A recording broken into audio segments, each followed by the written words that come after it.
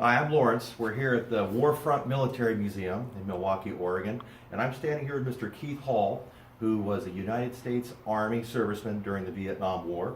And Mr. Hall has come in today to share a piece of history with us, a rifle that he brought back from the war that actually took a shot at him during his tour in Vietnam. Mr. Hall, you want to tell us about this rifle? Yes, sir. This is a 8mm standard German infantry rifle. Morning English, and it probably was acquired by the North Vietnamese from the Russians as they came into Germany and took over the part of Germany at the end of the war. And it was probably a good cheap way to supply the North Vietnamese with weapons. And I acquired this one through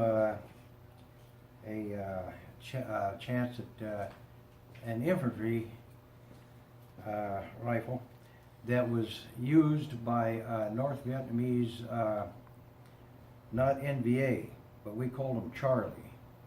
And that was a nickname we gave ones that weren't standard infantry. And we were going down a dike, and I was in a vehicle with a shotgun rider, and we were headed to pick up the mail. It was a mail run. We took a hit, and it was coming from a sniper. We stopped the vehicle. We got down on the right-hand side of the vehicle because the shot come from the left side.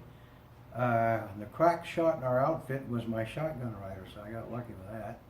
And he said, well, why don't you keep him busy and see if he'll take another crack at us? And he did. He made a mistake, and he shot twice. And when he did, the second shot, our crack rifleman said, I've got him. And he took him out. He hit him, he come out of the tree, the rifle first, and then the body comes second. And when we got up to him, we had a German rifle. That's not something you'd expect to find in Vietnam. But that's what I got. And the guy took 2 cracks at us with it.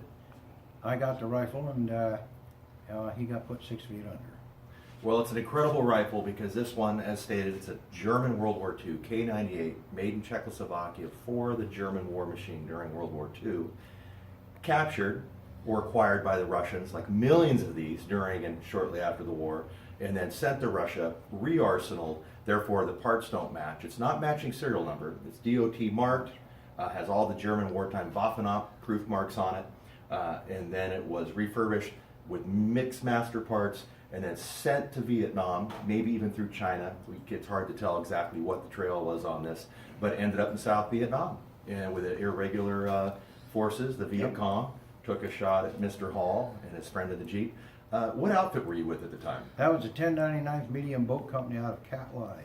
And you guys are wearing, was that the first logistical command patch you were wearing on your sleeve at the time? First log. First log, okay. Well, this is an incredible piece of history. Most of the time it's hard to track or even have a story with a rifle or a piece of equipment to know where it was, but we know right where this was.